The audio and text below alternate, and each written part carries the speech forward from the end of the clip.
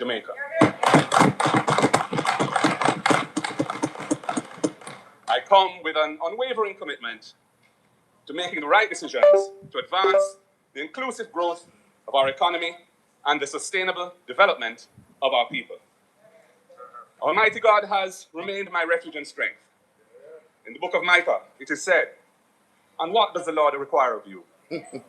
To act justly, to love mercy, and to walk humbly with your God."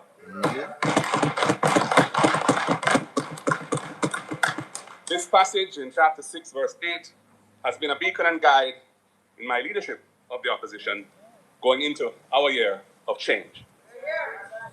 Mr. Speaker, without the people of the great constituency of South St. Andrew, I would not be here.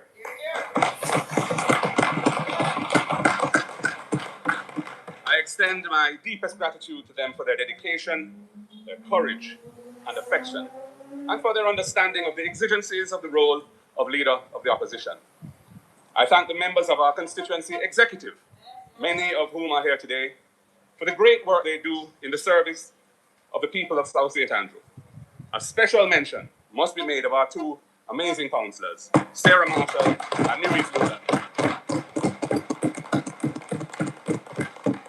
I work with them closely as a powerful team, and they always have my back. And they make sure the work gets done. With us, the word is always love. You are truly my extended family. I have taken this journey of representation with a strong partner by my side. My wife, Sandra, stands with me.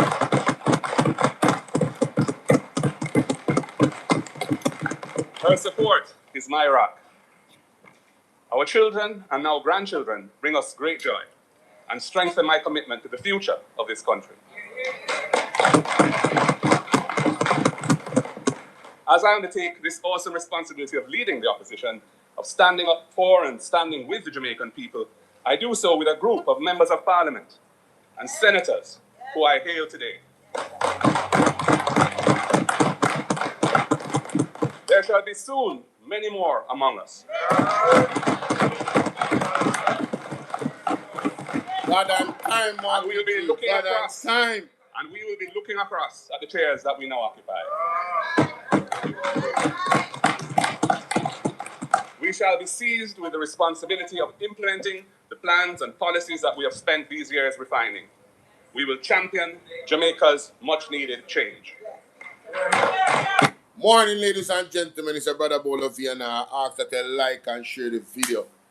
Sometimes you have to go to the past, and not too distant past. Sometimes you have to just get a reminder of what was the commitment from leadership. We do the same thing with Andrew Honest. You understand? And I saw we catch him in a whole heap of lie where him tell. Zine, because you have to, a man's word, is all him have, You understand? Yeah, man, you see when your word is eroded, when your word is eroded and it has no value, then, you're less of a man. You understand? You're less of a man when your word is eroded. So, a whole heap of powerful things. I was here listening to this speech. Something told me to go and look back at this speech. I wasn't going to go live, this early. I was just going to go live at 2 p.m. But we're going to go live 2 p.m. for Mark Golding's 2026-2027 budget presentation. On BOLO V&R 2.0 and BOLO V&R clips. On BOLO V&R 2.0, I will be doing it on OBS. So I need you guys to go subscribe to BOLO V&R 2.0. I need, I am welcoming hundreds of you to join me at 2 p.m., ladies and gentlemen. So if you catch this replay before 2 p.m. or after 2 p.m., jump on. I will be on BOLO V&R clips in this capacity that you're seeing me now.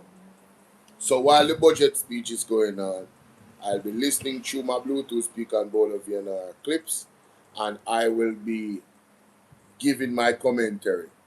You know, when somebody watch the game and you get to see them, you get to see them raw reaction behind the scenes. Well, that's what BOLO V&R Clips is going to be while I'm listening to the debate. Alright?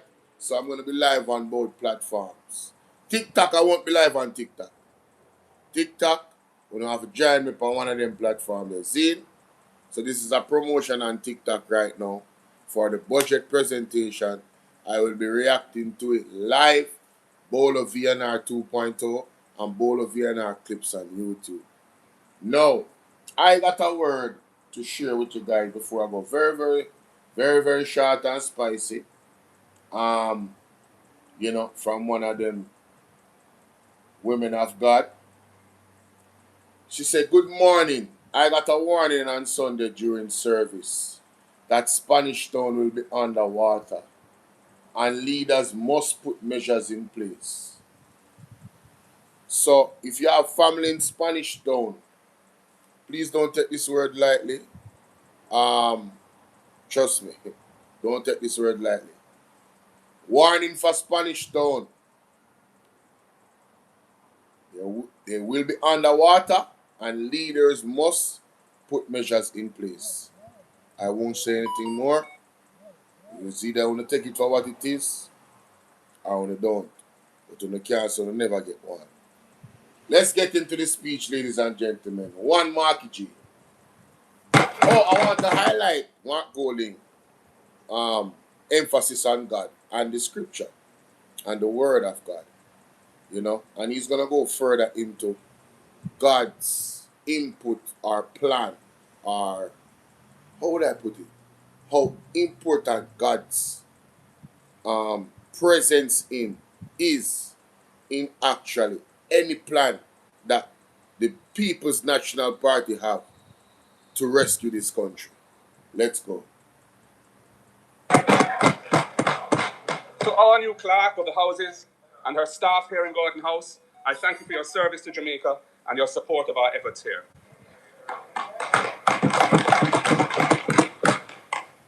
To all my comrades of the People's National Party, its leadership at the various levels, our courageous and committed workers and members, we are marching on to progress.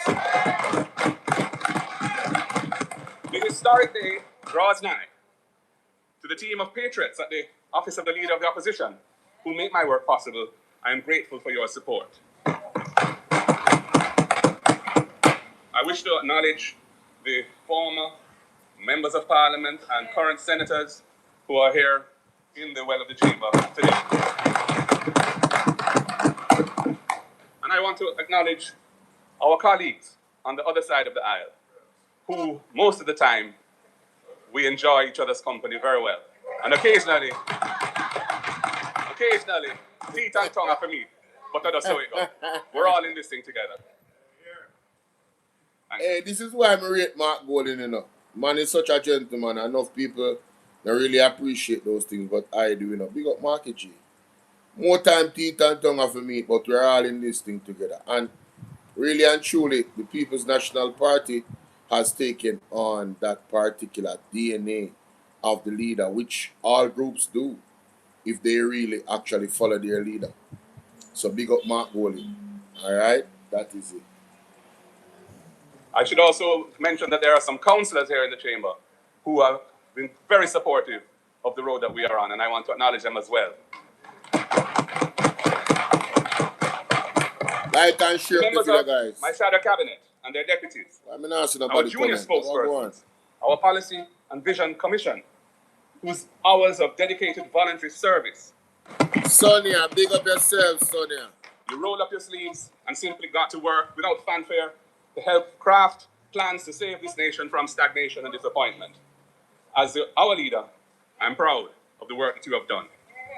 And I want to especially acknowledge the members of the diplomatic corps who are in the chamber today, in the gallery. I'm very grateful for your presence. Thank you so much. We are now ready. The People's National Party is ready to deliver quality representation, efficient management of government, and good governance for the people of Jamaica. We are ready to be Jamaica's champions of change. Mr. Speaker, over the past 13 years, Jamaica has put its public finances on a sound footing. The amount of our national debt relative to the size of our economy has been cut more or less in half over that period. With the debt now standing at roughly 69% of our annual gross domestic product, we are getting close to the 60% of GDP target that is fixed in our law as a fiscal target that we must reach by March 2028.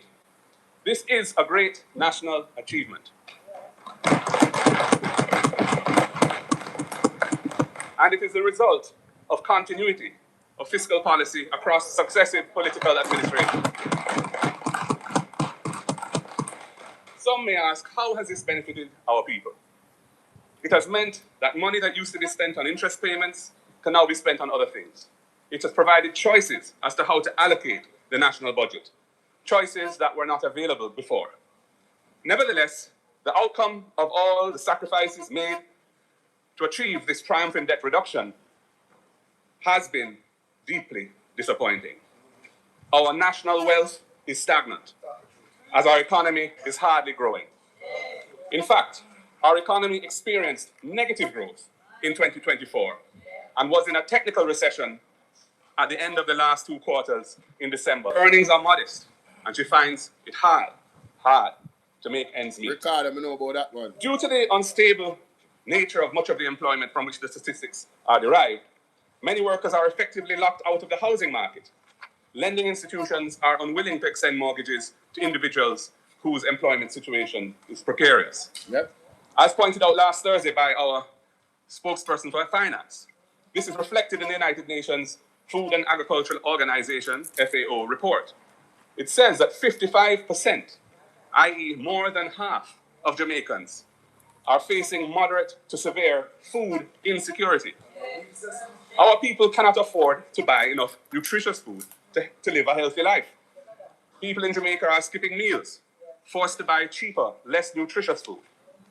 This state of food insecurity, Mr. Speaker, is reflected in adverse health outcomes. Listen. We have an epidemic of diabetes, many call it sugar, hypertension, many call it pressure, and far too many people are getting strokes. Some depend on cash pot winnings to determine whether they can provide a meal for their families on a given day. Jamaica, and this man understands what is happening in Jamaica. The man go down to the grassroots. And for persons out there, whether you are liberator or not, they can contest to this. No for uno. Cash pot, gambling is one to look to for actually see how you can make a money because the money that you work, or when you run taxi, it's not enough for you to take care of yourself, take care of your family. So imagine the pressure that we're under now with this new tax plan, with the war in Iran. Imagine the pressure that, listen, the tax on the food, where poor people actually buy the most, This government is evil, The anti-honest government is evil,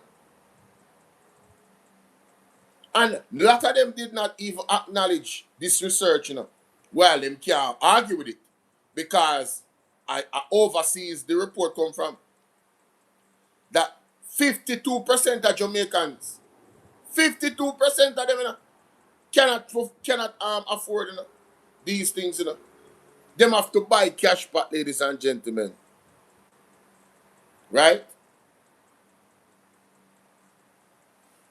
If employment is increasing, but your economy is not growing, it means that productivity is falling. Therein lies the If problem. employment is increasing, but national wealth is stagnant, it means that jobs are being created, but they are low-paying jobs that cannot sustain a decent quality of life. Bingo. Mr. Speaker, you cannot use statistics to tell a struggling man that he's not struggling. Yes. You cannot use statistics to tell a hungry child that she's not hungry, or an underpaid worker that he or she is doing well in life. People know what the reality of their lives is.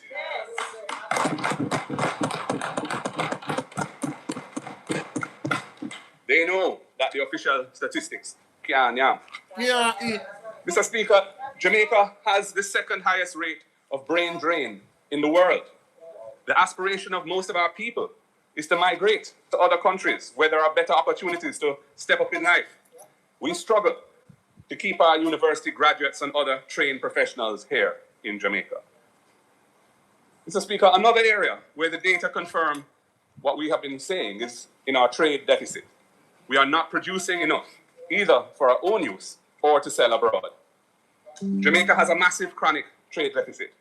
Imports of US $6.1 million annually, but exports of just $1.5 million US in the first 10 months of 2024, that data is. Jamaica, share this live, please, and like the live. Let's go. This gap is mainly financed by remittances, money sent home by our family members in the diaspora who support their loved ones here at home. Now, even that is under some threat with all the global uncertainties. Jamaica cannot plan its future based on such a deep reliance on remittances, which we do not control. We need to execute a strategy. Listen, they still have not listened to Mark Golding. They are still relying on those remittances, you know.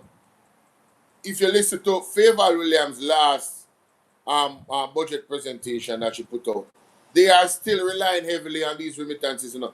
Jamaica, the government, they have not learned, the anti-honest government has not learned. They have not been heeding to all the warnings, all the signs. They have just been going along to get along and doing the bare minimum. And they do more PR to make themselves look good than actually do the work that people can say, yo, you know, say, yo, the government are going good enough. They must do some good things. Yes, there are some things that they need to improve on, but I can feel the difference in my life in a positive way with what they're doing. How much Jamaican can say that? Because majority rule, you know.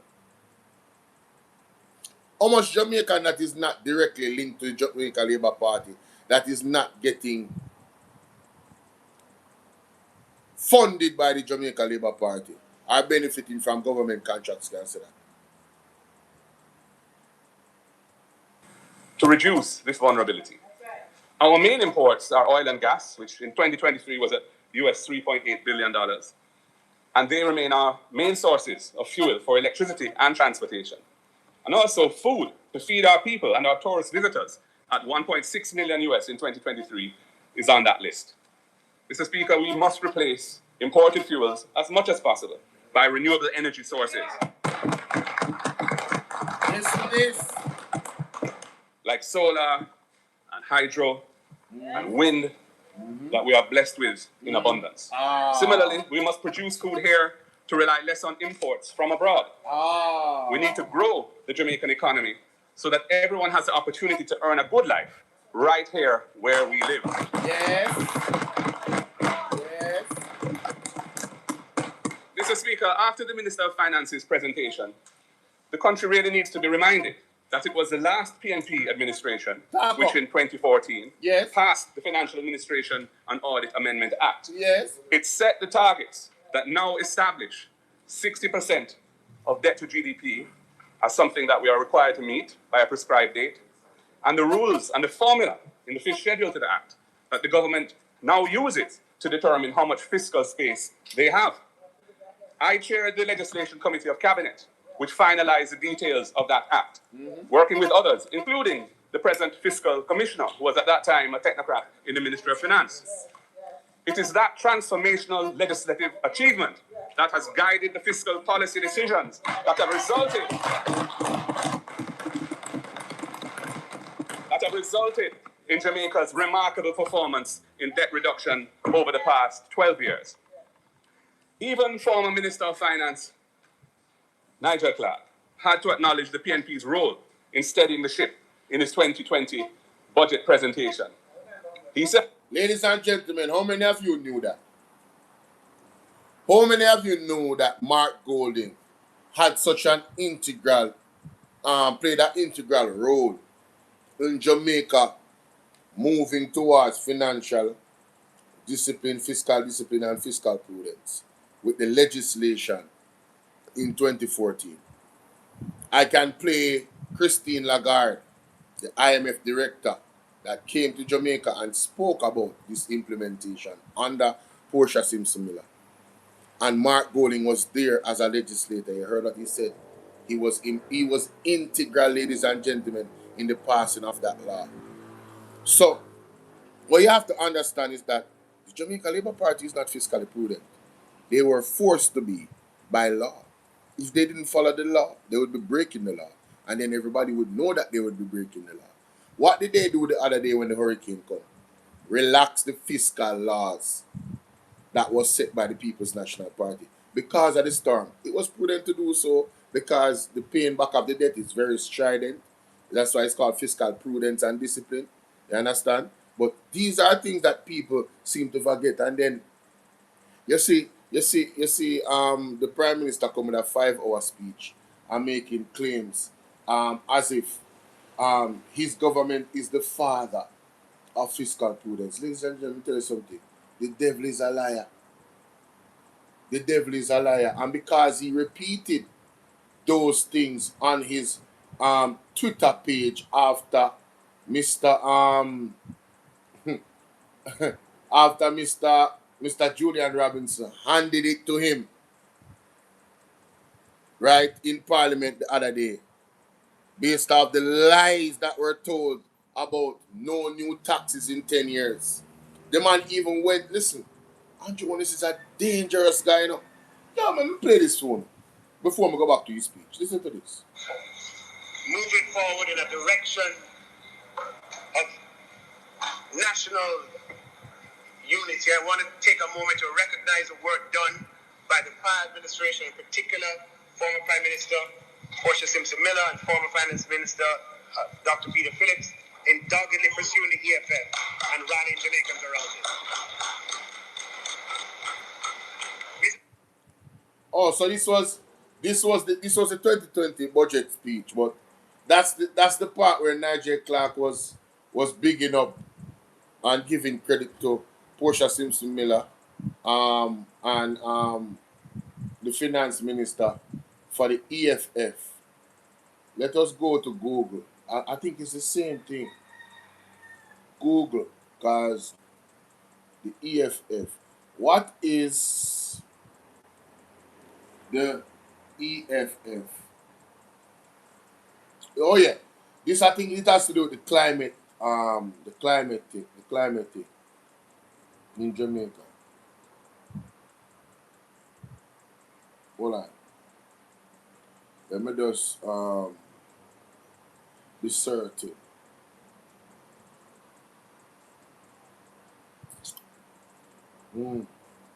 EFF 2013 arrangement, the most significant recent arrangement was a 4-year program approved in May 2023 amounting to approximately US $932.3 million.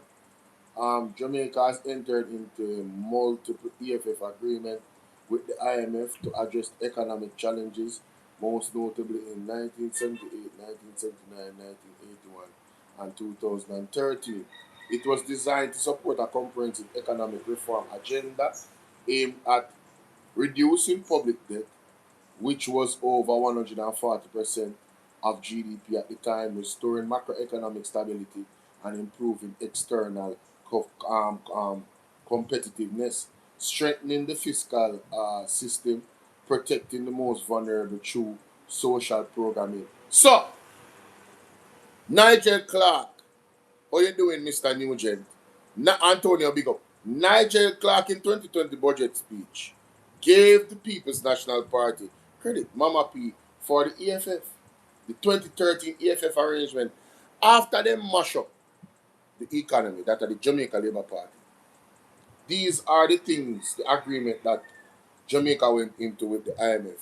And, you know, the surplus of 7.5%, that was the reason why the $11.4 billion was extracted temporarily, if I know what you're doing, temporarily from the NHT. Temporarily, that means just for a short period of time, 3 years to be specific. Right?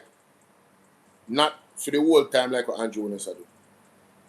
He pretty much call Jamaica thief, Jamaica people, the People's National Party pirates for raiding the barn. But look at him now, Jamaica, the hypocrite, the liar. that told Dean Jackson Miller that he makes a commitment. You know, he will not raid the barn. This is what he said, not my words. Who remember when Andrew said that? Sometime I tell us, hey, you know what? See it here. Let me just play it real quick. Sometime I don't want to go out. That in principle, you believe that NHT funds should be ring-fenced to be used for NHT contributors. It should be ring-fenced to use for the objects and purposes of the legislation. Yes. So let's just say the court ruling goes either way. Let's say there is a court ruling that says no, actually, the government can use it for whatever it wants. You have your belief in principle. Does that mean that as Prime Minister, you would then follow through on those principles? Yes, my either principles amend the law if necessary, yes, and ensure, in fact, that the dipping into the piggy bank doesn't occur. And I tell you why. That's a commitment? It stands as a commitment. And I tell you why. There is a point of view that all public funds should be pooled, whether they are in trusts or that, you know, having the public sector funds fragmented in this way doesn't help the central government. But then there is also another view that there are some funds that belong to account holders, funds like pension, funds like the NHD, and those funds ought to be totally excluded because technically they are the private property of contributors. Only hear him. All right. Let's get back to the speech. Said, moving forward in a direction of national unity, I want to take a moment to recognize the work done by the prior administration. In particular, former Prime Minister Portia Simpson Miller and former Finance Minister Dr. Peter David Phillips in doggedly pursuing the extended fund facility and rallying Jamaicans around it. The historical record is clear. The crucial reforms and economic management that have created the long-term stability in Jamaica's finances began with the last PNP administration under Portia Simpson Miller with Dr. Peter Phillips. They understood the historic nature of their assignment and they championed change. We are not. So, I'm going to screenshot this because I have to look up this article. Leadership for Times, IMF boss salutes Portia Simpson Miller, Peter, for putting Jamaica back on track. I need this article. Mighty God, let's continue. Knowledge that the current government continued what we had started. Jamaica has benefited from continuity in this journey. Yes. But let no one forget, we did the heavy lifting. Yes.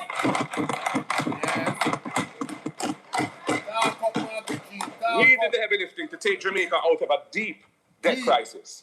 And we set Jamaica on a sustainable fiscal path. Yes. And this was after the JLP government of 2007 to 2011 couldn't cross it and run left it. And let me tell you something. I told them, no, I'm going to beat them with it. I'm in a business and I'm not stopping on Jamaica. The truth shall set you free here. Let me tell you something, man. The truth shall set you free. We not stop beating till you am bend. You understand? Let me go to the IMF page. You hear Mark Golin say a while ago? Say it again, Mark Golin. Give the reference. Out of a deep debt crisis. And we set Jamaica on a sustainable fiscal path. And this was after the JLP government of 2007 to 2011 couldn't cross it and run left it. Proof, facts and evidence. From the IMF page, IMF lending case study for Jamaica. After debt exchange in 2010, remember 2007 to 2011. After debt exchange in 2010, yet another IMF support program that went off track in 2011. The country was on the verge of economic meltdown. Economic meltdown. Total failure by the Jamaica Labour Party. We now stop beating them with this, you know. This is the truth. With no access to international capital market, Jamaica once again turned to the IMF in 2013 when Mama P did it for financial support. The same EFF was in 2013, ladies and gentlemen. Want to see how the information align and the facts align? So in a 20, this is the IMF page, you know. I'll give you the facts about it, you know. Anybody want this, me can send it to you. Just reach out to me. If you really want to learn, if you really want to be, if you really want to show the people in the community the facts, when them come and attack and them talk about, oh, PMP mash up the culture. Listen, we don't need to have no argument. See information here. Read. First in study. And that Michael Manley said. You understand? First in study.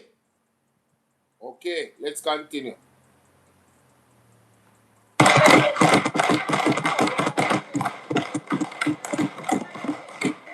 It was not in their DNA, right, Julian?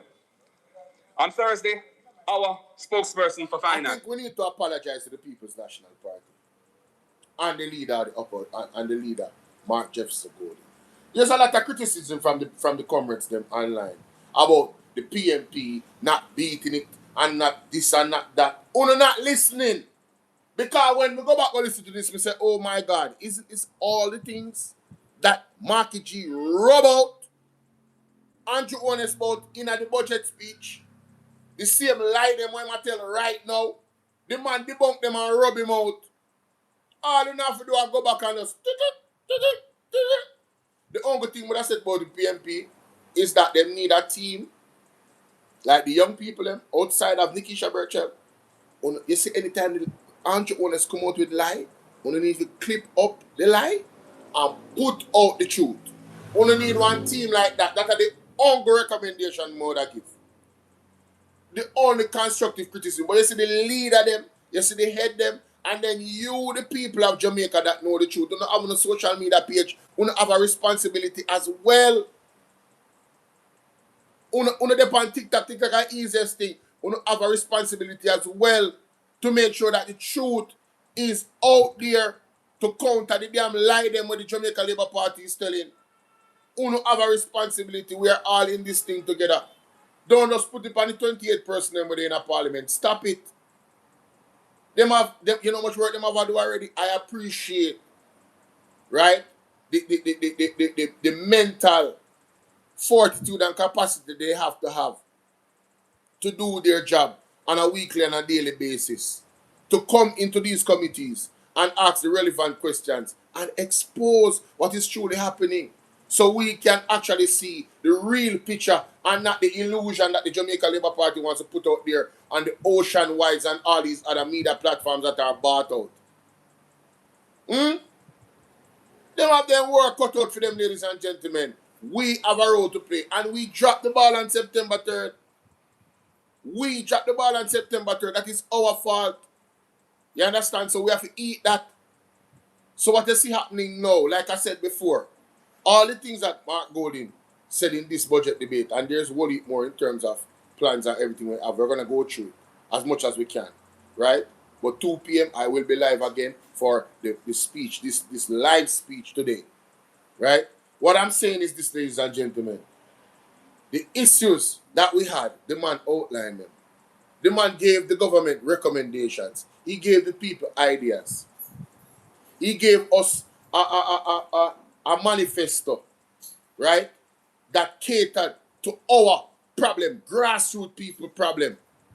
And what did we do? We took money from the JLP, and I'm just saying we because it's Jamaica. We took money from the JLP pundits. We didn't vote for the People's National Party. We took money and voted for the Labour right them, right? And here we are after a hurricane, and the man attacks the hell out of it. Knowing say one war just start over Iran. Oil prices is skyrocketing and it's going to get worse the longer that thing happens. And knowing Iran, let us be clear, it's not going to stop for now, ladies and gentlemen. They are importing all types of food. The agricultural sector was hit by Hurricane Melissa. Still trying to recover. So food prices are up and up and up and up. And now when you build them, I go up and up and up and up, and the man tax the hell out of you. They do not care for the people. They do not have plans. to relieve the burden of the people, and they are demonstrating it right in front of your very eyes. And you guys should make sure, so to sit down and listen to Andrew Owens carefully for the budget speech Thursday. You know? You understand? Because according to the prophet, you know, where I see, you know, Mark Stewart, you know, the bishop, you know, it now go normal in Jamaica. They are going to find some type of excuse for why they must punish the people them and put more weight on them and bury them under deep sea, you know, with taxation, you know. And not implement the plans of the People's National Party recommended by Julian Robinson. They're going to do everything in the budget speech to do that, you know. Mark my words, you know. And if me wrong, come tell me some wrong, I'll be there watching too. Me I say it from now, I'm going to see. The other people are wicked and evil. Let's continue. Irrefutably established that Jamaica's tremendous achievement in public debt reduction is a PNP baby.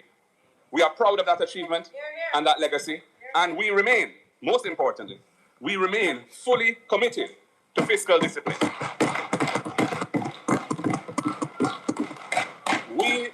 Mr. Speaker, we will not do anything that would jeopardize the sacrifices that have been made by the Jamaican people to get our country where we are. Mr. Speaker, the JLP government loves to refer to running with it. Why was that comment ever made 2 decades ago?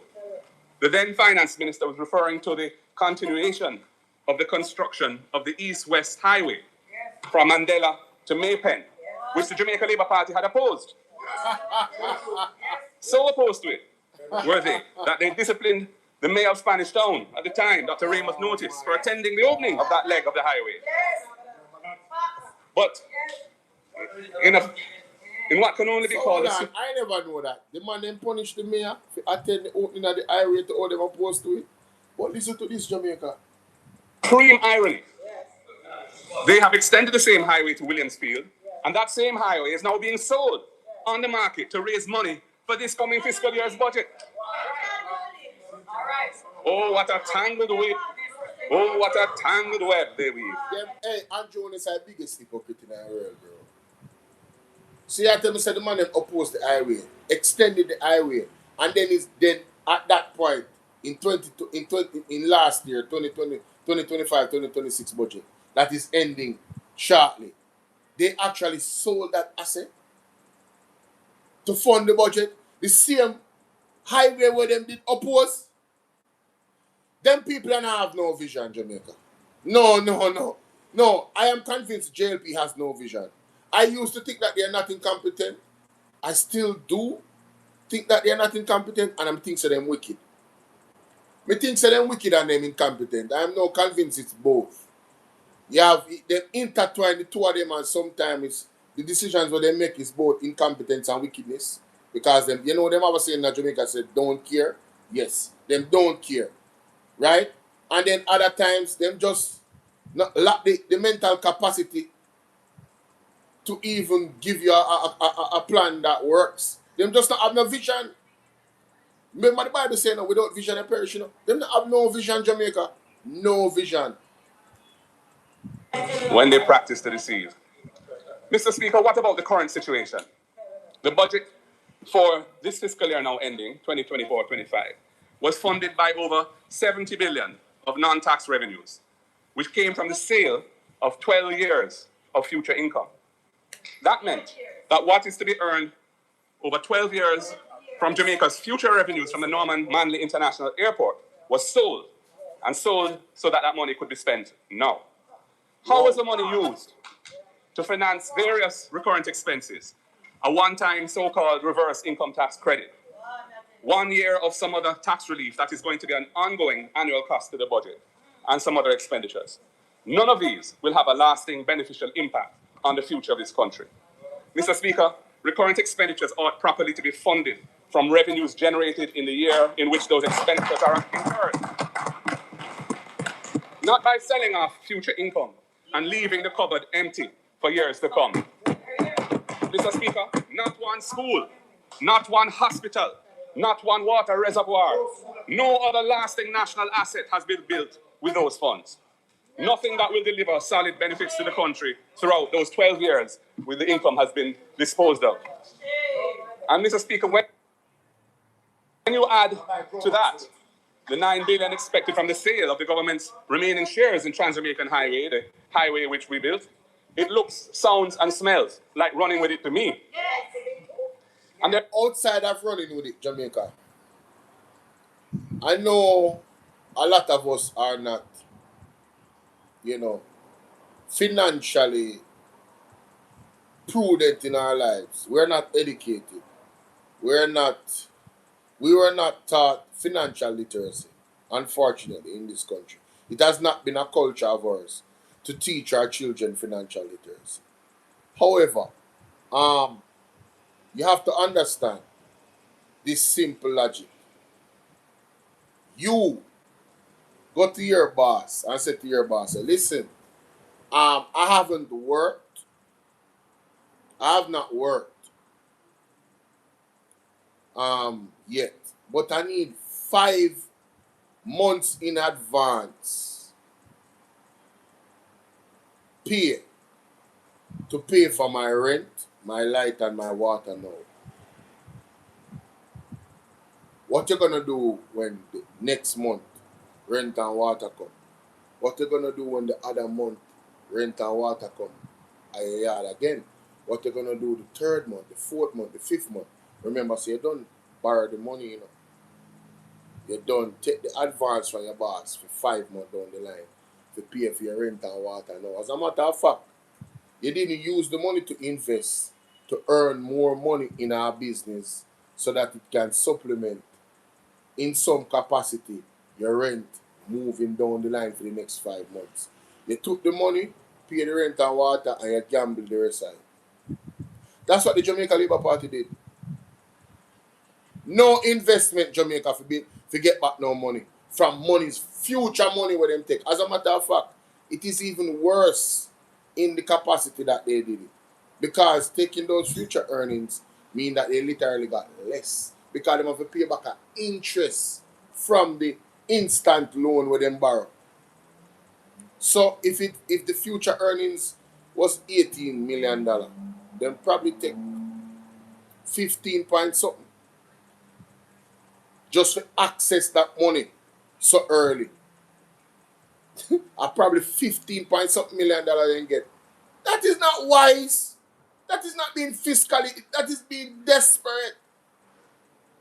That's what gamblers do. When they lose their money, you borrow money from somebody, if you get back the money, if you go see if you can win the money, and then you gamble the money and you lose the money. I know you owe that person the money and then you go borrow again for somebody else. And you lose that the money you owe 2 people now. Plus the money where they put up originally is already gone. And that probably money where they need to deal with some type of business or bill where you need to pay. Jamaica, this is what they did. This is what they did. You know why they have to tax the hell out of we now? Because they not have nowhere else to turn for borrow to take future earnings from. All the assets are gone. That's not fiscal discipline. That's not fiscal prudence. The devil is a liar. We are in a dark place. These people are carrying us down a dark place again. An even darker place than 2011. And I'm not exaggerating, given the geopolitical climate with the war in Iran. That is huge, Plus what they're already doing with the 11.4 billion coming out of the housing trust. Let me tell you something, man. Hey, I'm more than bitter medicine. I'm a bitter medicine, a bitter poison. There is more of this planned for this coming fiscal year. The revenue estimates for 2025-26 coming year have $139.8 billion of non-tax revenues, including financial distributions of $66.2 billion. I inquired of the Ministry of Finance as to the composition of the $66.2 billion of financial distributions. And I was told that, and I quote, the major sources are the National Housing Trust and the monetization of contractual cash flows. Well, Mr. Speaker, we know that the government is still taking the $11.4 billion out of the National Housing Trust each year. And this is despite the current Prime Minister, when he was opposition leader, committing in 2013 to amend the law and ring-fence the funds for its primary purpose. Do you recall that, Mr. Prime Minister? Let me... So, Mark Gold in the fixing business to Jamaica. See, here, me I play it again. That in principle, you believe that NHT funds should be ring-fenced to be used for NHT contributors. It should be ring-fenced to use for the objects and purposes of the legislation. Yes. So let's just say the court ruling goes either way. Let's say there's a court ruling that says, no, actually, the government can use it for whatever it wants. You have your belief in principle. Does that mean that as Prime Minister, you would then follow through on those principles? Yes, either amend the law if necessary, yes, and ensure, in fact, that the dipping into the piggy bank doesn't occur? And I tell you why. That's a commitment? I think it stands as a commitment. And I tell you why. There is a point of view that all public funds should be pooled, whether they are in trust or that, having the public sector funds fragmented in this way doesn't help the central government. But then there is also another view that there are some funds that belong to account holders, funds like pension, funds like the NHD, and those funds ought to be totally excluded because technically they are the private property of contributors. This man cannot be trusted, ladies and gentlemen. Let me remind you of your words. In an All Angles interview in 2013, you were asked, is it play it a while ago. your belief in principle that the funds of the National Housing Trust should be ring-fenced exclusively for the benefit of NHT contributors? And Mr. Prime Minister, you answered saying it should be ring-fenced to use for the objects and purposes of the legislation. Well, that never happened, and you're still taking it to fund the annual budget of the... Hey, if me love the cameraman in a parliament one more time, our cameraman, yo, them go right to Angie Honest. Me need to take a picture of this. We need to take a Snapchat of this. Oh my God, bro. Oh my God, bro. The country. Mr. Speaker, if 11.4 billion of 66.2 billion is being taken from the NHT, then the other 54.8 billion must be from the so-called monetization of cash flows. I inquired further of the Ministry of Finance, and it has been confirmed that another large sale of future income is to take place in the coming year. However, despite my asking, no further details have been provided. Clearly, Mr. Speaker, this will be another run-with-it transaction, selling off future revenues to fund expenditures for this year's budget. In other words, further emptying the cupboard in the coming years with nothing lasting to show for it. Wow. This is not sound fiscal management.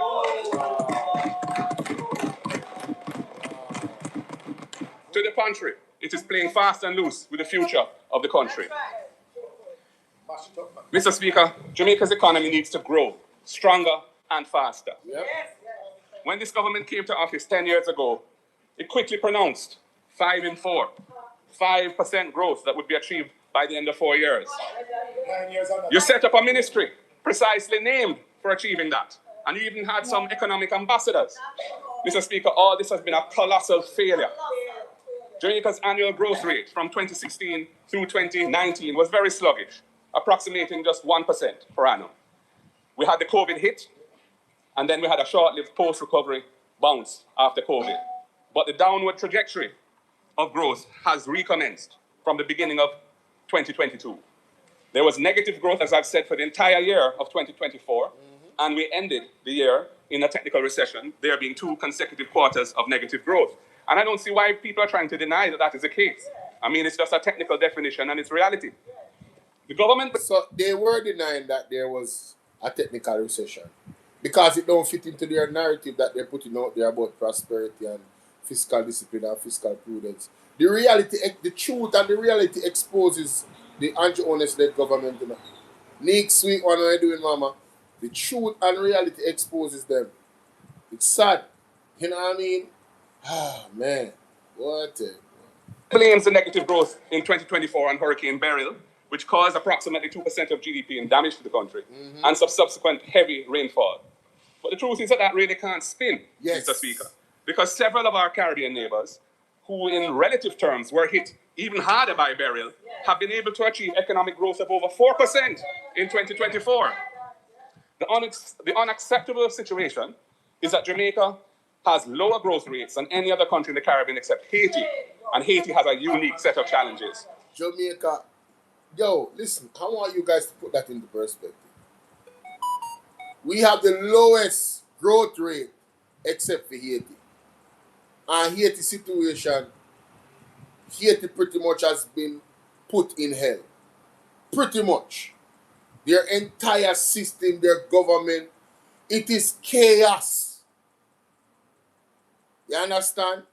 And we could go into the details as to why that happened, but we don't have time for that right now. The fact of the matter is, we should not be as close to Haiti where economic growth is concerned. Jamaica, Sassy, what's up? Man, listen, man. When I tell you that this budget presentation in 2025-2026 budget presentation by Mark Golding, he literally destroyed the Jamaica Labour Party.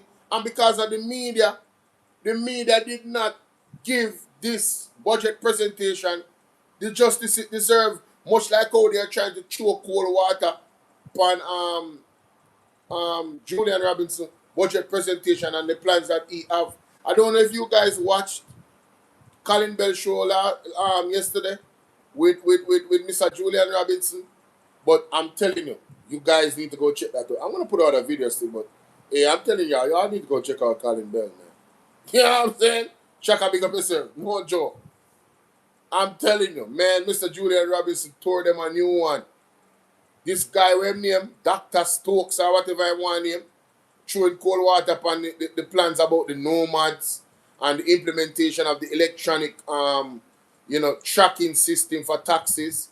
Man, he tore him a new one, respectfully, of course. I know Julian Robinson respectful already.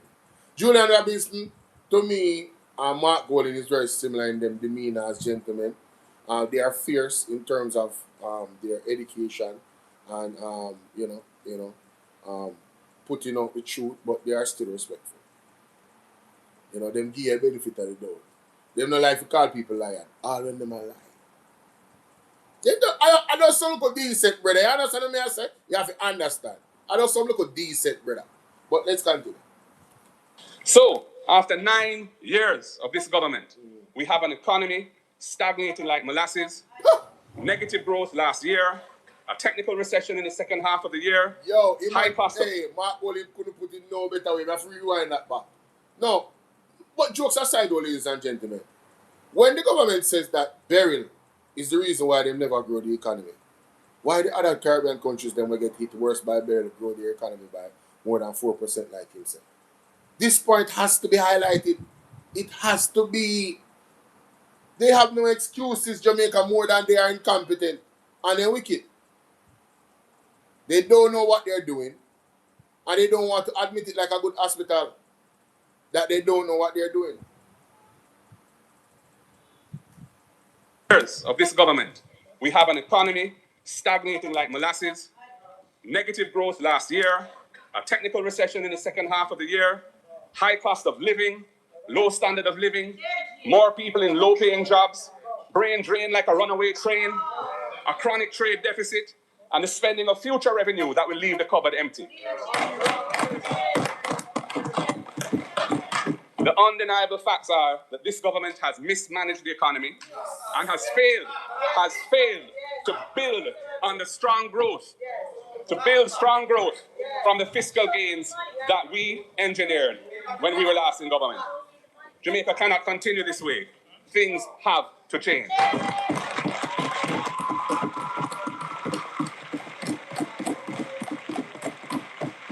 Mr. Speaker, when we speak about change relating to the national development of the country, we know that it's a process. Change requires a vision. I stand on the shoulders of those who led the party, like I now do.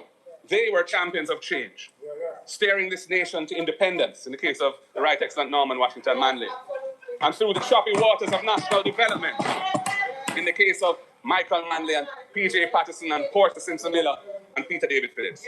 Social justice, equality of opportunity, these are the principles that guided their decisions and the processes, as they will be mine. United with fresh ideas and solid plans, we are ready to assume the mantle of government to deliver growth, opportunity, and progress for all Jamaicans.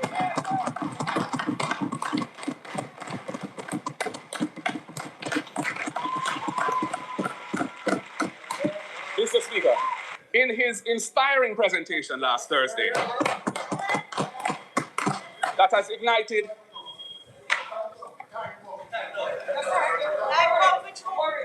Ladies and gentlemen, let me tell you something. If last year's budget present Parker, thanks to the fellow. If last year's budget presentation is any indication, the way how Julian Robinson came out, and then the way how Mark Bolin came out after, this evening at 2 p.m. when I go live on BOLO V&R 2.0, oh my God, get your popcorn, ladies and gentlemen. Get your notebook, get your beverage, a nice glass of alkaline water, a nice bottle of alkaline water, and get ready. I'm telling you, it's gonna be powerful.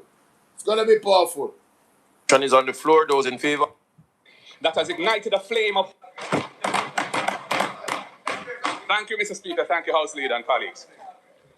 Mr. Speaker, in an inspiring presentation last Thursday that has ignited a flame of hope in many Jamaicans, our spokesperson on finance, the member for South East St. Andrew, outlined some of our plans. As he aptly put it, we will, and I quote, combine fiscal responsibility with innovative, bold leadership to break free from the cycle of low growth that has limited Jamaica's potential. End of quote. And he also said that we will, and I quote, relentlessly pursue deliberate, inclusive, and sustainable growth that reaches every corner of Jamaica. Growth that transforms our economy by moving beyond low-wage jobs to high-value industries, fostering innovation, and driving value-added exports. Yeah, this means creating better-paying jobs, improving infrastructure, and empowering local businesses to compete on the global stage. Our focus is on growth that improves lives, lifts families out of poverty, and creates opportunities for all Jamaicans. Everybody. This is how we will build a resilient economy, one that benefits the many, not the few, Right. and addresses the urgent challenges of today while preparing for the opportunities of tomorrow. End of quote. Mr. Speaker, this constitutes the broad strategic objective to be pursued by the next PNP administration. And this is what securing the future of Jamaica demands at this stage of our national development. We took this country from the brink of economic disaster in 2012, and we set it on a firm path to sustainable recovery. Let them know. We will do it again. Let them know. We will do it again Let them know. with the growth and development agenda that it needs. That's right. This is the only way that we can lift our people out of the cycle of poverty and underdevelopment. Mr. Speaker, our spokesman on finance last Thursday spoke to our 4 E's strategy. The 4 E's being efficiency, education, energy, and emerging industries to drive inclusive and sustainable growth. As leader of the opposition, that is, who is preparing to assume government, it falls to me. It falls to me to set the tone of our upcoming leadership. There is a spiritual and ethical dimension to Listen to this. a 5th E on which our growth agenda is founded, and that is ethics. Right? Ethics. You hear what Mark Golden said? There is a spiritual aspect to this for our growth of our economy and our country. Ethics. I think this is the most important part of his speech in 2025 fiscal year 2025 to 2026. This is the most important. Listen to the man in Jamaica. Listen to the man.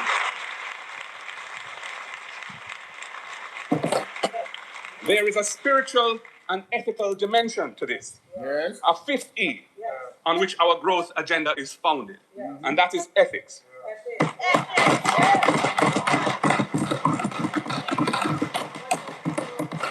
The change that Jamaica is crying out for cannot occur without these ethics. And it is ethics which is perhaps more than any other factor the defining difference between the government that you lead and the government that I will lead.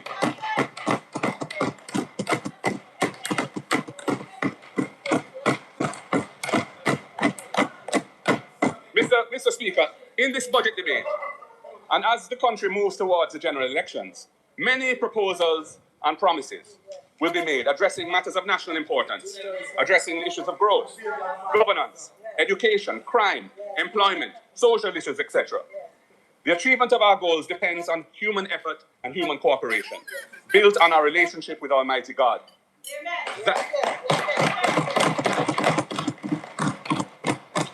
is the source of our...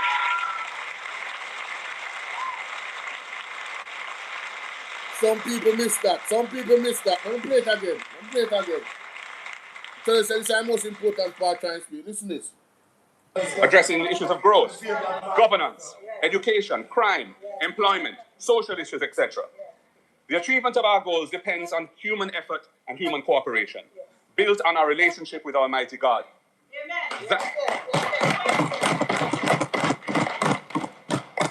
He is the source of our capacity to overcome our many challenges. He is the source of our capacity to overcome our many challenges. He is the source of our capacity to overcome our many challenges.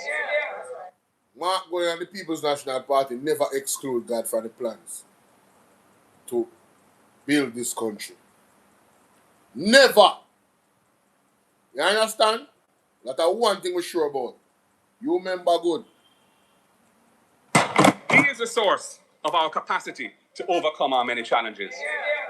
A critical dimension which concerns many people a great deal, and which I feel compelled to address, is what may be referred to as the moral decay of the social fabric of our country. It is manifested in the lack of respect and care in how we treat each other, the callousness of behavior we see around us every day, and the corruption that has taken over the affairs of the nation. My God. Indeed, it has everything to do with the values which uphold our society and our attitudes to life and to each other in our society. Mr. Speaker, former Prime Minister P.J. Patterson tried with a values and attitudes program, but unfortunately, it was sacrificed on the altar of partisan politics. And I believe former Prime Minister Bruce Golding has acknowledged his regret about that. So Bruce Golding, you acknowledge your regret. So, we can't see something good and leave it alone because of the PNP started. Jamaica, we need to put this party into political retirement and exile in a barren land forever and ever and ever. They'll never run this country again. Make one next party come up, man. Because we need good opposition, man. Make one next party come up, man. And the people that are part of it, we don't want nothing to do with them. If you want labor right, whether young or old, BOLO V&R forgive you. Because you see, what Andrew Honest has done to this country because of his own personal things that he might do, you understand, and where he is a part of, and damage this country, the fact that he's not certified, and you guys stand behind him. When this man cannot prove where he making money, it tells me about a character. I got alone can come to me and say, yeah, man, I'm alright, man, he changed, man, you know, that person there, yeah, them see the error in them ways. But because of just me as a man, me not trust you. I don't trust none of you that is a part of the Jamaica Labour Party. I don't trust you to run the country. I don't trust you to do nothing with your affairs ever again. I don't. Time come now for a national effort, for a non-political movement that embraces principles and practices for the spiritual, moral, and ethical upliftment of Jamaica.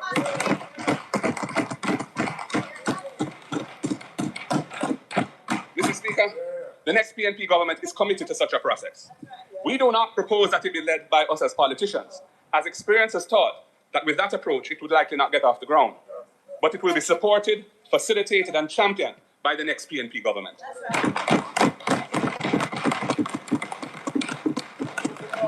Our vision is that this movement will be led by spiritual and civic leaders who have the reputation, credibility, commitment, and desire to do so.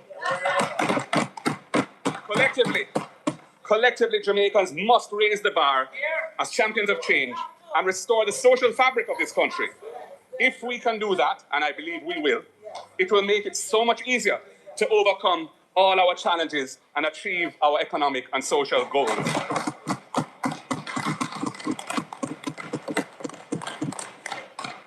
Mr. Speaker, I move to tackling inefficiency in government. Mr. Speaker, businesses in Jamaica continue to struggle due to structural barriers that limit their ability to grow, innovate, and compete in a global trading environment. Jamaica's bureaucracy continues to labor under procedures and rules, many of which are no longer fit for purpose. This creates delays, frustration, and additional costs to doing business here in Jamaica. The bureaucracy must be reformed to help our economy move forward efficiently, rather than being a drag on productivity and competitiveness. This is a critical area that needs priority attention. This government has really dropped the ball in that regard. My God. As Prime Minister, I will establish and I will personally chair a task force using my skills and experience as a legislator and in government to tackle the inefficiencies head on.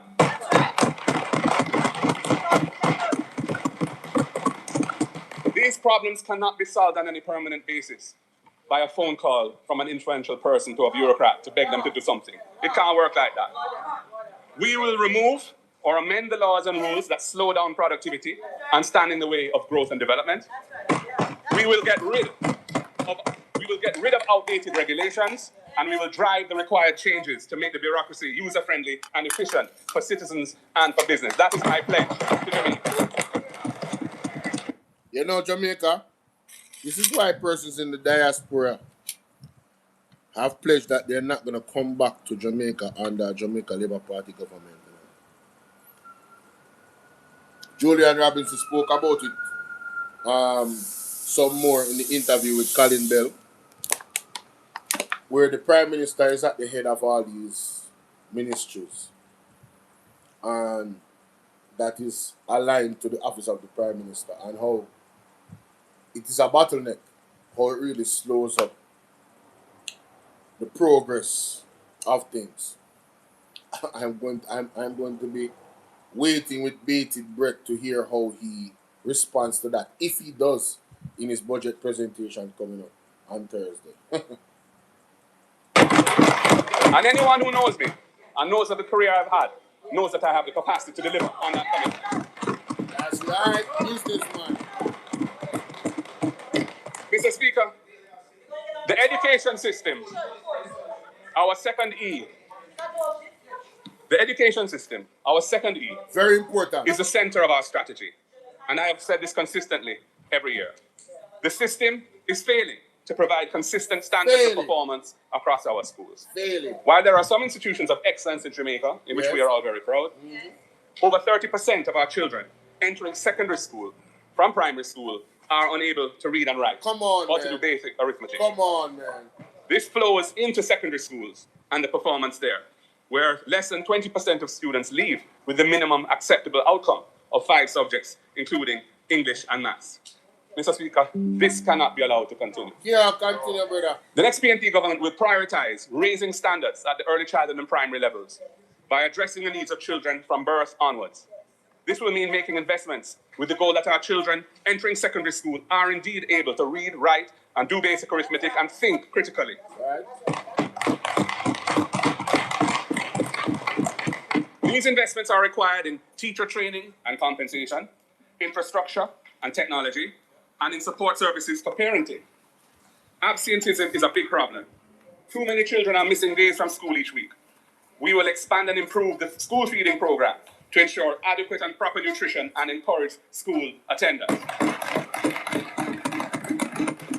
That is why, last Thursday, the Shadow Spokesman for Finance outlined our EASE program, EASE, which stands for Ensuring Adequate Sustenance for Education. We commit to providing a daily lunch meal at primary and secondary school for all children who need it. We commit to extending this to a daily breakfast thereafter as the fiscal situation improves. This will help us to ease the financial burden on parents and guardians. We are championing change by cushioning the cost of living crisis for the most vulnerable in society. Jamaica, where's the ease from the government after Hurricane Melissa? Where's the cushion being given to you as parents? Where is the ease? Pressure the money, my pressure on with not new taxes. Pressure. Will they move past their ego on Thursday and adopt the plans of Julian Robinson and the People's National Party? With the Nomad Visa Initiative. Will they do it, Jamaica? What you guys think?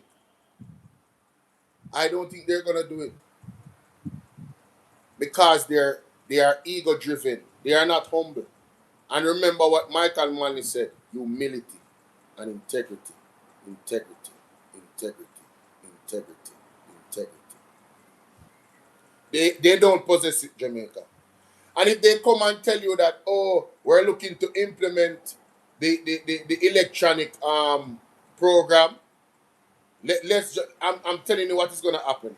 I'm not a prophet, but I'm telling you what's going to happen. If they tell you that they are looking into it, it will never come off the ground in a year. Like what Julian Robinson said, they should push for it to do. You heard what I said? Okay, let's continue. Boy, I'm telling you the PMP, boy, the EASE program. Mighty God.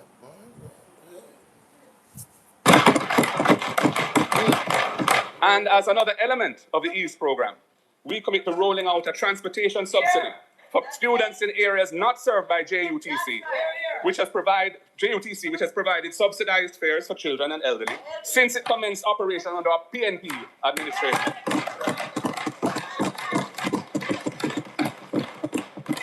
Our rural initiative for delivering education, the RIDE program, will assist rural students with their weekly transportation costs.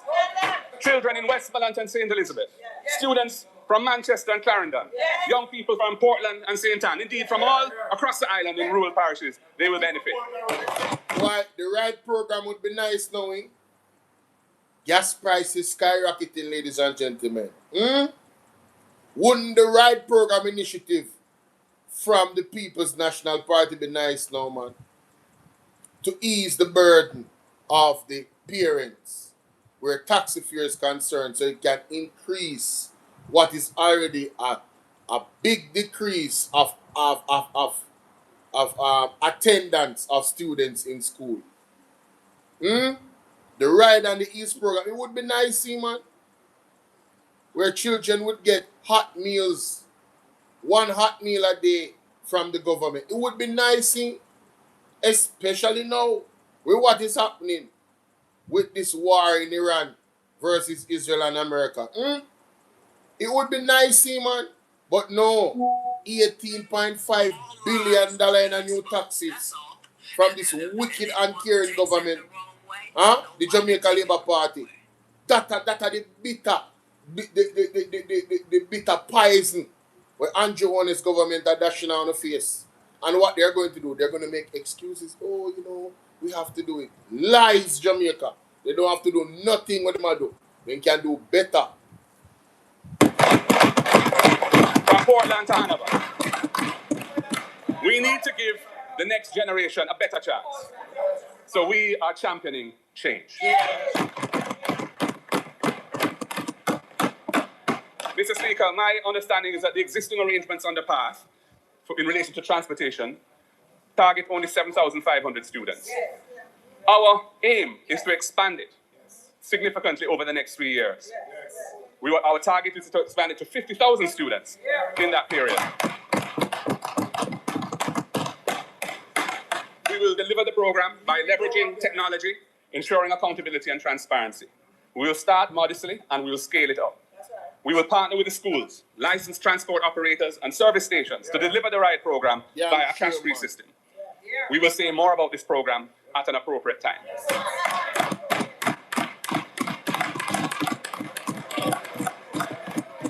Mr. Speaker,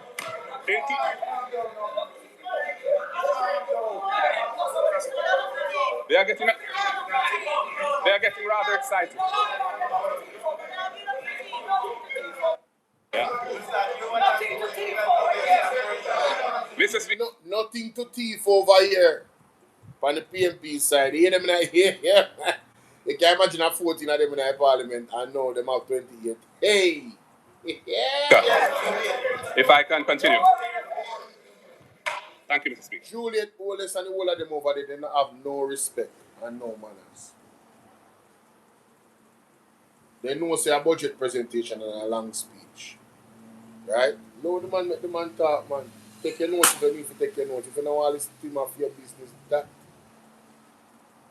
In keeping with our belief in a sound grounding, a solid grounding in ethics, we will equip our students with an understanding of the Constitution and their rights. Listen to this. And with social skills based on wholesome values and attitudes. A start has been made, but there is more to be done. We will deepen and entrench civics education as a core subject in the national curriculum. We will build the teaching... Do you hear that? The People's National Party committing to put physics as a mandatory part of the educational system. Teaching our youth about the Constitution. These people want to educate the population so they can make informed decisions when they're voting. Jamaica Labour Party don't want that. Jamaica Labour Party like dunce Jamaican people where they can give $5 grand and one bottle of rum and some roast beef and some curry goat and some KFC. I want to go vote for them at that. Them want them like to keep on a dunce. It is disrespectful. They don't value you. When they matter about choose Jamaica, they not choose Jamaica, they choose themselves. The PNP has always chose Jamaica over everything. Things of the right excellent Marcus Messiah Garvey into the school curriculum. You hear that?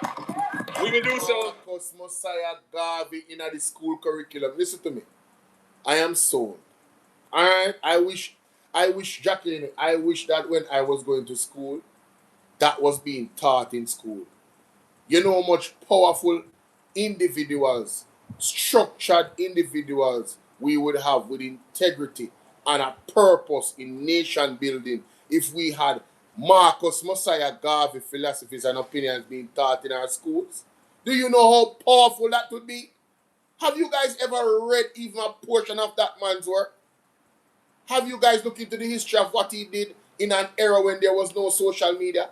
Unify millions of black people in America. Why you think America did afraid of him? Why do you think America did afraid of him? That man could not go forward to unite the black people in America. That is considered dangerous under a white supremacy system. It is what it is. And they know what it is. It is the truth. Let me not even talk, let me not go into that. Let's continue. I could go as a core subject in the national curriculum. I could go We will build the teachings of the right excellent Marcus Messiah Garvey into the school curriculum.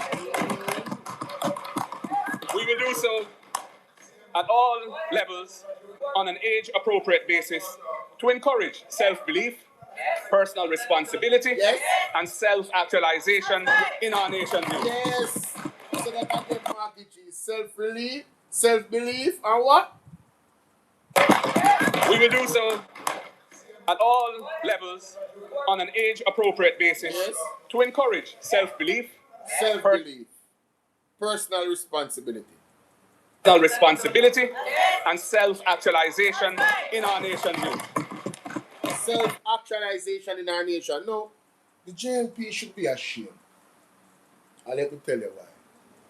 They campaign on race and try to put down Mark Golding. They should be ashamed for a lot of things, but this is another thing. Mark it down, panelists. Things JLP should be ashamed of. They should be ashamed that Mark Golding, a white man, a Jamaican, sees the importance, right? And making a commitment because of that importance to implement Marcus Messiah Garvey philosophies and opinions in the school curriculum in Jamaica. So you tell me say this man a hold on black people, or am I uplift them? Want to talk to me? Wanna talk to me now, man? Tell me say Mark Golina hold down black people or am I uplift them? You know how much race is in the world? Respect Marcus Messiah Garvey. A man is truly not a king in his own blur, not castle or in own country. Marcus Garvey is well respected amongst leaders all around the world. Everywhere. It no matter which race of people you are talking about. Well respected. Because his philosophies can transcend to any race. He was speaking about the truth of the matter. This shows us. And you have Desmond McKenzie in our phone. We can see. Delroy, Chuck, and Reed. Everybody over there chat to them one another instead of listening to the message from Mark Golden. Sir, the Right Honorable Mark Golden. And these are the people that choose Jamaica.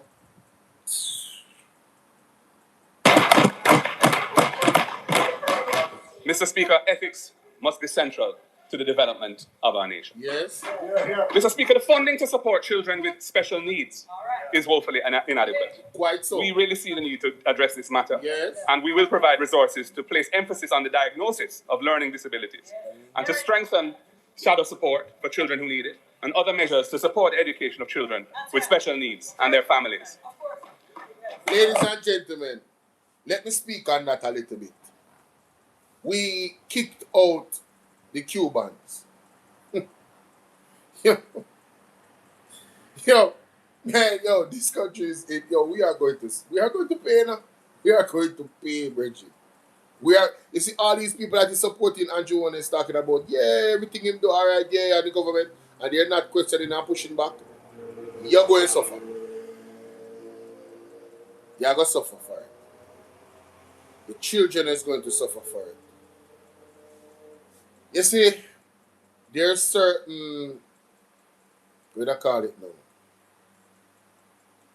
Certain, I don't remember the name of the disease, but it has something to do with, learning disability. And Cuba has found a cure.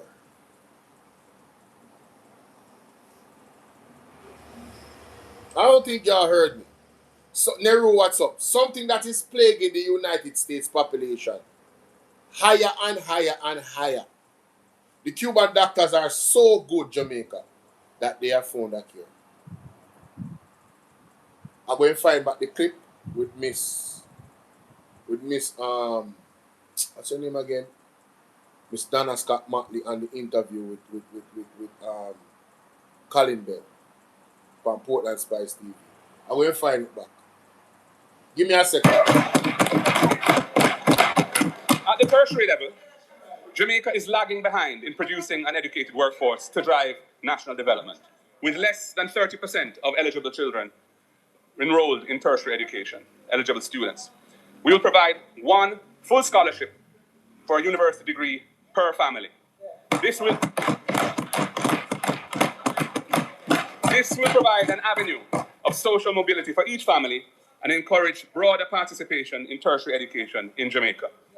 Mr. Speaker, the next PNP government will go further than the other side have when it comes to student loans, while we acknowledge the adjustments that have been announced. We will cap loan payments for borrowers from the Student Loan Bureau at a manageable percentage of the borrower's actual income. In periods of unemployment, we will suspend loan payments and tack those payments onto the back end of their loans without penalty. So, for all of those out there, young people that, you have students loan, this should have been a salient point for you, where your vote should have went.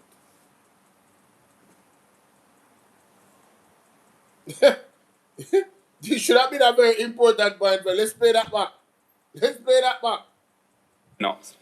We will cap loan payments for borrowers from the Student Loan Bureau at a manageable percentage of the borrower's actual income.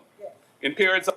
So, to ease the burden again of you, the most vulnerable people, PNP protecting you, knowing that, listen, you are ambitious.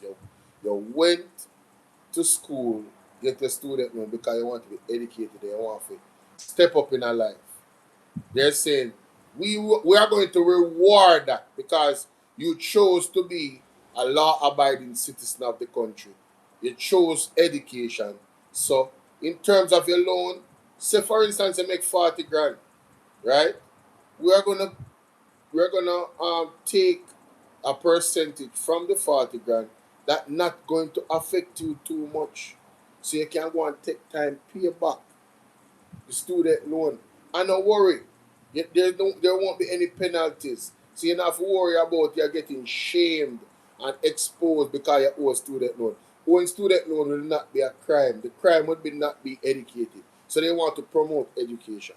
Oh, by the way, if you lose your job or you don't have a job previously, it is suspended. Your payment is suspended until they get a job. So you know, if they are afraid, say, oh, me not have a job and all this money a pile up and interest rate a grow and all of that. Yo, this is what you guys voted against, you know? All of the family member them will have picked their gas school take student loan. This is what they voted against, you know? A caring, considerate government, you know, for the people, you know, the majority of people, you know. And you want to see the face of the two wicked man them. Right? Daryl Vaz and Andrew was stuck beside one of them look on Mark Woodin. I drop bombs in their face with this budget speech. You don't even look back. You understand? Why is all of this so hard for labor rights to get? I don't understand. So unemployment, we will suspend loan payments and tack those payments onto the back end of their loans without penalties. Yes. Young professionals who borrowed student loans to invest in their education will no longer have to fret about the shackle of a bad credit score through no fault of their own. Oh, that's the next thing too. You know that when you don't pay back a student loan, it affects your credit score in terms of borrowing from banks and stuff like that. He's not going to allow that to happen. Man, boy, I tell you, man, shout out to Mark Golden. Shout out to Mark Golden. And we acknowledge that the number of our students faced with the job market that now exists have been having it very hard. So we will have a special amnesty program to allow students who are now in default to bring their loans current without incurring penalties and arrears interest. Mr. Speaker, Jamaica is suffering from high rates of attrition from our teaching profession. Classroom teachers feel underappreciated, and they have been leaving in droves for better pay and working conditions elsewhere. We need to encourage bright and committed Jamaicans to go into teaching and stay in the teaching profession. We need to reverse this trend by encouraging those people who would otherwise want to perhaps go elsewhere. We will ensure that teachers receive student debt reductions and motor vehicle concessions at levels that increase with their years of service in the teaching profession.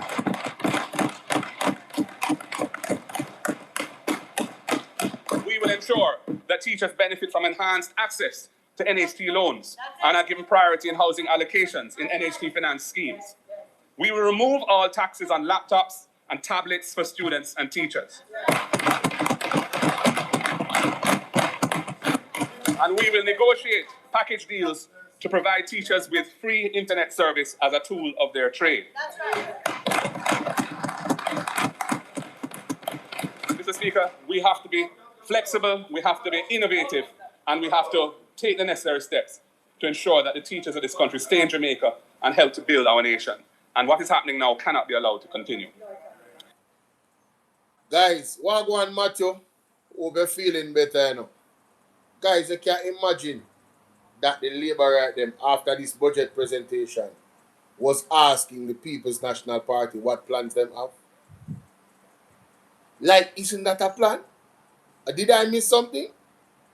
Isn't that a plan to retain the intelligent people and not have a brain drain?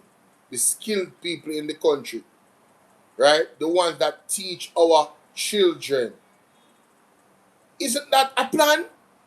And they went into September 3rd on social media asking the PNP where are their plans and what are their plans. These people have to be slow enough. Them really have to slow and really done with you. Even the media personnel them will come out and actually run with that question.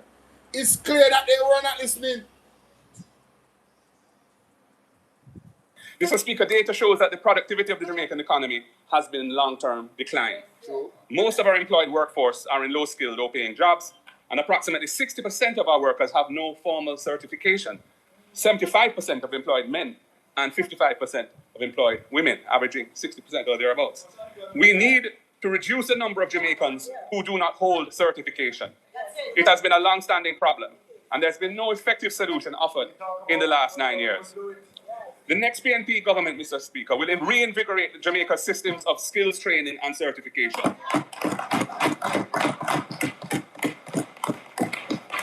That will help our national productivity to increase dramatically so that we can attract investment in high value-added industries that provide well-paying jobs for our people globally. This way we can put an end to the calls for the importation of labor, which are getting louder and louder. We will establish state-of-the-art vocational laboratories in all high schools, entrenching...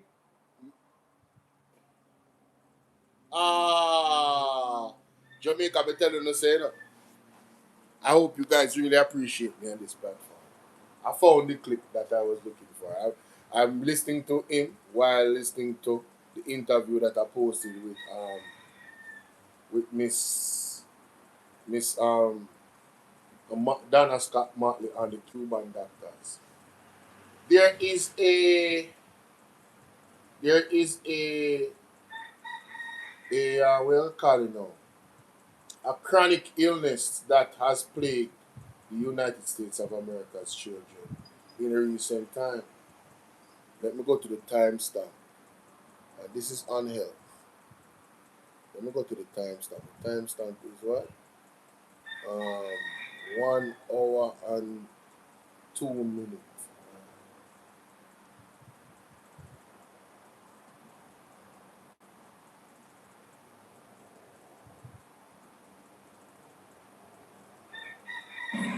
Alicia, good night. How are you? You know, this was for me. There's internet problem.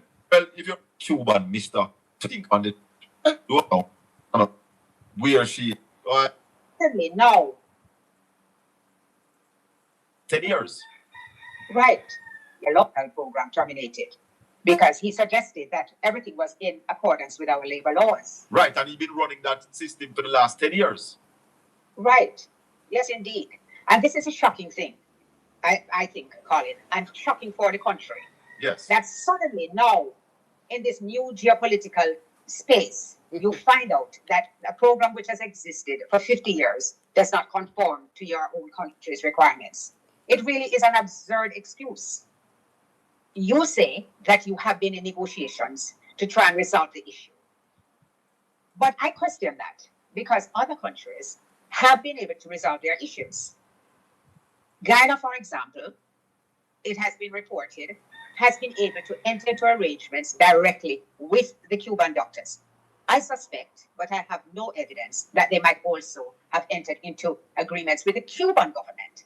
And you have to remember, Colin, that the Cubans expend a lot of their resources in training their doctors and in research, scientific research. Yes. Remember that they came out with a COVID vaccine at about the same time that so-called first world countries were producing a COVID vaccine. Yes. And recently, they have said that they have a drug which can treat Alzheimer's effectively.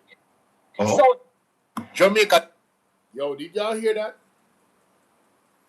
The Cubans have a drug, claim that they have a drug that can treat Alzheimer's effectively. And we, the Jamaican government, run with Cuba from out of Jamaica. You see the imported foods that they're carrying in? You're going to see a lot of that happening to your children in consumption of some of those foods. Alzheimer's. If we continue on the trajectory that we're continuing, God forbid, Alzheimer's is going to become a thing in Jamaica. I think it's already becoming a thing in certain circles.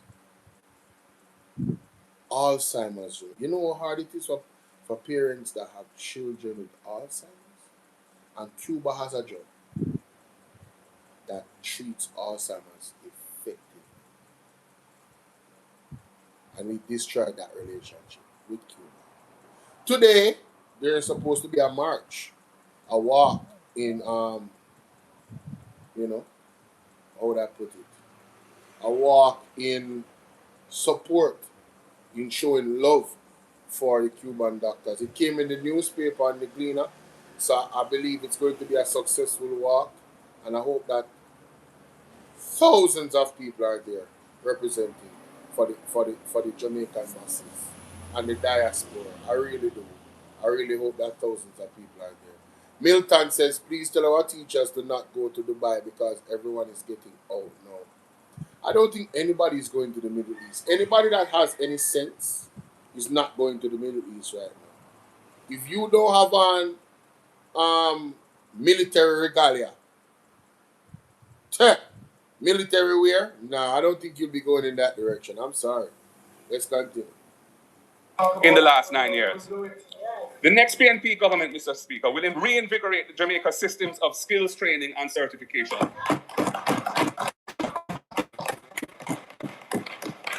That will help our national productivity to increase dramatically so that we can attract investment in high value-added industries that provide well-paying jobs for our people globally. This way we can put an end to the calls for the importation of labor, which are getting louder and louder. We will establish... So why this is another plan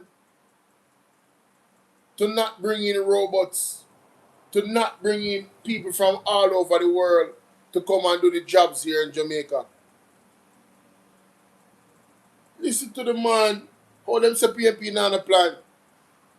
Provide well-paying jobs for our people globally. This way we can put an end to the calls for the importation of labor, which are getting louder and louder. We will establish state-of-the-art vocational laboratories in all high schools, entrenching the vocational pathway in the 7-year secondary experience that leads the students to level 4 certification by the time they graduate and leave high school. Can you hear that?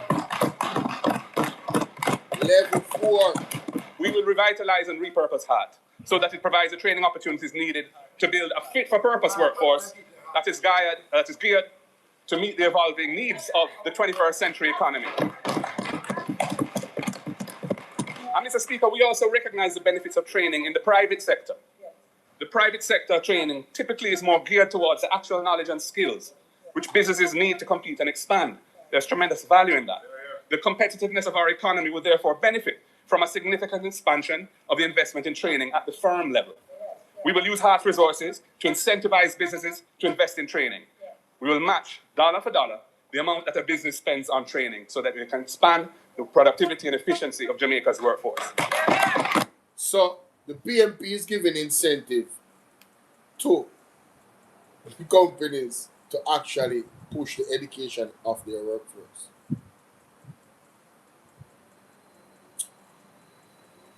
That's another plan.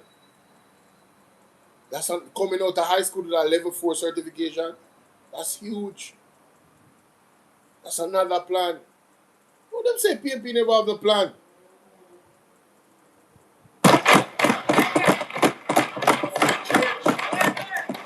Mr. Speaker, I move to the critical issue of energy.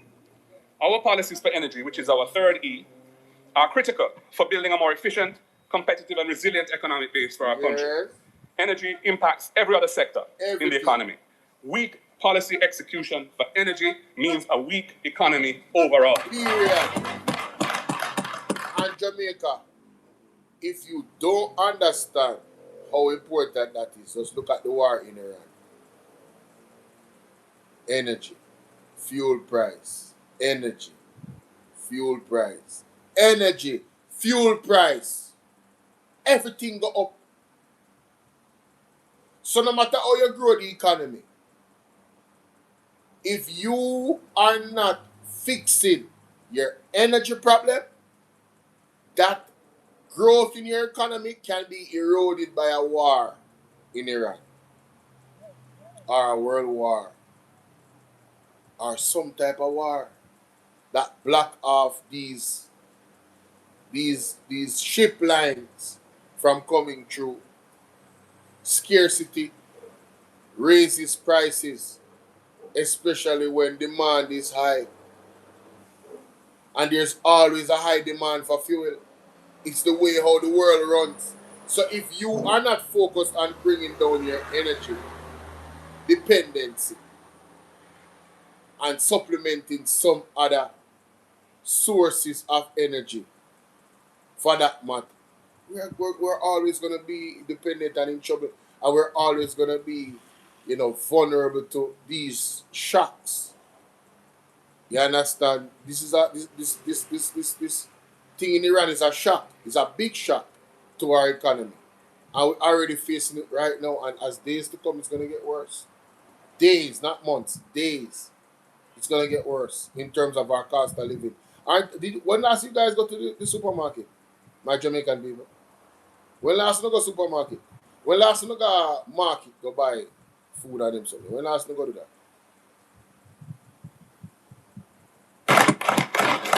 Electricity prices in Jamaica are also way too high, undermining the competitiveness of our economy and hurting consumers. When we left office in 2016, the cost of electricity per kilowatt hour was 26 US cents. It is now over 40 US cents. The price of electricity has just about doubled under this government. 26 US cents. My goodness, Jamaica, when you hear that? I know they are 40 US cents. Electricity has gone up. It is the Jamaica Labour Party fault. And we have the evidence. I will find it. Hold on, let's continue. The existing all-island electricity license held by Jamaica Public Service Company comes to an end in 2027. The initiation of related negotiations must commence this year, and we expect, in due course, to be leading those negotiations. It is a process that must be pursued with great diligence, expertise, and vision to ensure a more responsive and forward-looking approach to consumers' needs and business needs. Greater climate resilience for the country's transmission and distribution system must also be a part of the mix. Mr. Speaker, this government has failed to issue regular requests for proposals, RFPs, for additional renewable energy over their 8 years. In fact, there's only been one in the last 9 years. We will prioritize achieving the renewable energy target of 33% by 2030. We intend to issue utility-scale RFPs every 2 to 3 years to achieve our renewable energy target. And Mr. Speaker, there's an important social dimension to the high cost of energy. Theft is a major problem for the economic viability of the electricity system and exposes many families to legal and fire risks. For some time now, including in my budget presentation a year ago, I called for the government to get behind a massive drive to assist informal consumers of electricity to get regularized and become lawful customers of JPS. In 2014, when we were in office, we did a pilot in several communities, and I urged the government to re-examine the outcomes of that pilot so that as many people as possible can become lawful customers on the grid.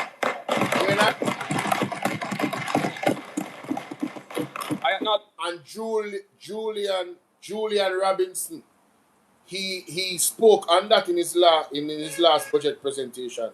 A lot of people can't really afford the wiring of them houses. You understand? They just can't afford it. One of the reasons why them still alive. He gave some recommendations and some data around. It's not that people are not willing to pay for them lighting. It's those things that we don't understand that he made us understand in his presentation. So, the People's National Party is really on the ground. Them understand, them talking to the people. Them really about that life. They're really the People's National Party. They are really about that life, true. No, look at the effort announced last Tuesday by the minister. But $1 billion is not enough to make the level of impact that is needed. At $50,000 per household, this will only extend to 20,000 households, which is roughly 300 households per constituency. And that will really barely scratch the surface. The survey of living conditions indicates that there are 1 million households in Jamaica, but there are only approximately 700,000 residential customers on the grid, meaning that the need probably extends to around 300,000 households. Our plan for this important initiative is more extensive. We see it as a crucial socio-economic imperative to decriminalize the electricity consumption of the many Jamaicans who cannot afford to undertake the process of regularization on their own. We are determined to empower these otherwise upstanding citizens to become lawful customers of the utility. You hear that? It will reduce the risk of electrical fires, which are Yes. prevalent in many communities. Yes. It will provide a recognized proof of address to open bank accounts and for other processes of inclusion in society. Right. And it will reduce the losses that push up the price of electricity for Jamaica's other customer base. That's right. We will invest in an electricity empowerment program.